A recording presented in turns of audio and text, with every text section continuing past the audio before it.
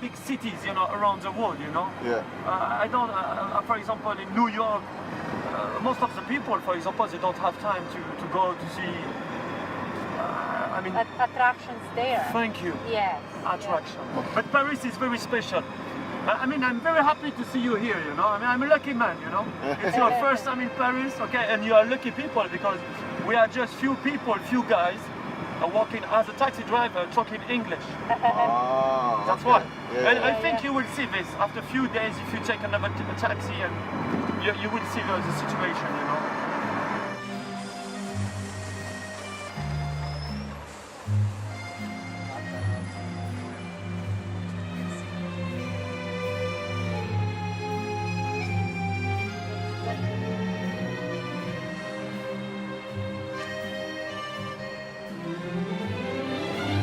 Paris, Ville Lumière, city of light, well-informed, eloquent, and romantic. Like a philosopher, a poet, and a crooner. Paris is a million different things to a million different people, and my first impression is, damn, there's a million people on every street. For a city which hasn't really changed since 1860, has an estimated population of just under 12 million. It's one of the most populated metropolitan areas in Europe, and the world's most expensive to live in. 42 million tourists per year, 17 million of which are foreign. Paris is the most visited city in the world. Within the city and its region lies 3,800 historical monuments and 4 UNESCO World Heritage Sites. I won't be seeing all of them, but since Paris probably has more familiar landmarks than any other city in the world, first-time visitors often arrive with all sorts of expectations. Grand vistas of intellectuals discussing weighty matters in cafes, romance along the Seine, naughty nightclubs, and rude people who won't speak English. Is it true that you guys really are, like, you only care about your language, you don't care to speak English or anything else? Oh, no. I mean, you are right. If we talk about, I think you will be right with me as well when I will tell you, it's right what you are saying, but with the last generation. Oh, okay. You know what I mean? Yeah. But now about the young generation, like all over the world, you know, most of the people, they know to talk English now. Right, because they studied the language in the school, you know. Yeah. Before us, it was a little bit complicated with these people because, you know, they are just very... Not narrow-minded. Yeah, thank you. They're not really... They're not so open-minded like us. They just talk about one thing, about war. Oh my God. Fuck the war, man. I don't like war. You know, I want just to have a drink and to smoke, man. Yeah, you see, you know, it's a big difference. You know, they just talk about these old things, you know. Yeah, we were the strong, we did this, oh shit. We don't care, you know. Speaking of war, we head over to Paris's Triumphal Arch. The Arc de Triomphe is the world's largest traffic roundabout, commissioned by Napoleon in 1806 to commemorate his imperial victories, but remained unfinished when he started losing battles and then entire wars. It was not completed until 1836. Since 1920, the body of an unknown soldier from World War I, taken from Verdun in Lorraine, has lain beneath the arch. His fate and that of countless others is commemorated by a memorial flame that is rekindled each evening around 6:30.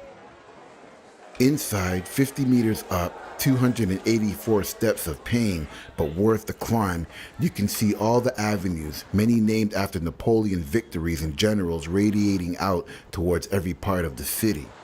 So, romance along the Seine, naughty nightclubs, and rude people who won't speak English. If you look hard enough, you can probably find all those things in Paris.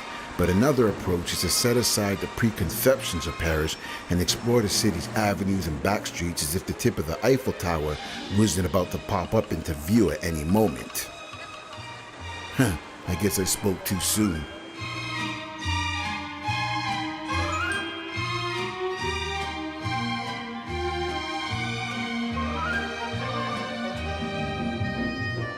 When it was built for the 1889 Exposition Universelle World Fair, it faced massive opposition from Paris's artistic and literary elite.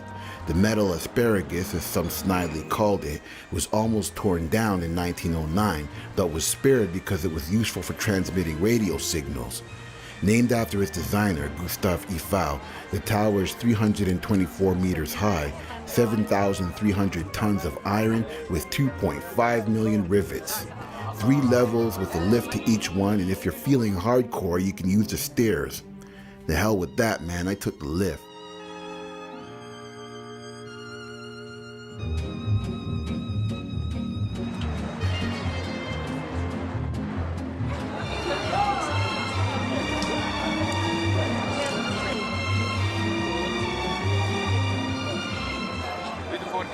When entering or exiting the tower, be sure to avoid vendors selling fake Eiffel Towers. My friend with the discount. 80 only. But if we saw you before, we would have got it from you. Yeah. Believe me, See, I because we don't- feel we got ripped off. Because we went to the Arc de immediately.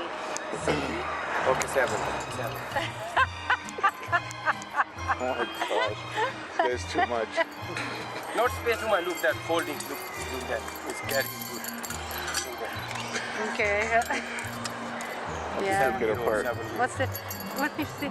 It's You the know exact what? same No heavy, thing no that we heavy. got. No. Listen, we bought the same thing. Do you understand what I'm saying or Yeah, I no? understand. Yeah, I understand. Yeah. Good for you. So we have already. Okay, 2 years this one. Okay.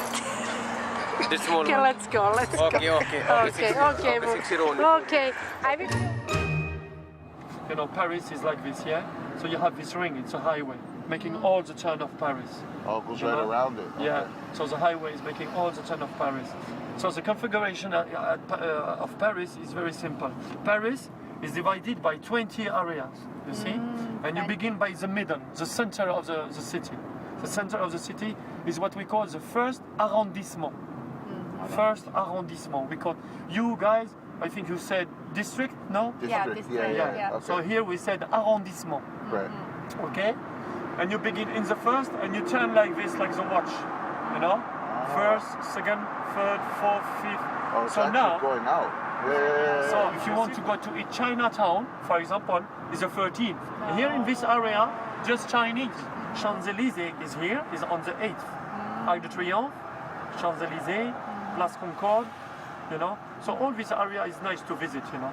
Just to see what's going on, you know. Yeah. Just to see, take some pictures. And the Eiffel Tower is here, you know. Yeah. So we have the river cutting the city by 2, you see. Okay. The name of the river is La Seine, Yeah. you know. Okay. So the city is cut by 2. If you go to the 7, 15, 14, all this area here, there is nothing. Okay. It's just for old people. Maybe it's what you are going for, maybe. It's just old people, so there is nothing to do, believe me, you know. Something very nice to do as well is the 18th. Very good. You have to go to the 18th, Okay. is where you will find the Sacré-Cœur. It's this big white church on the top of the hill. Right. Very touristic. If you go there, you will be able to see all Paris from the top. Perched at the highest point in the city, the Basilica of the Sacred Heart was built from contributions pledged by Parisian Catholics. Construction began in 1873, but the basilica was not consecrated until 1919. 234 sprawling steps lead you up to the basilica's dome, which gives yet another spectacular panoramic view of the city. They say you can see for 30 kilometers on a clear day.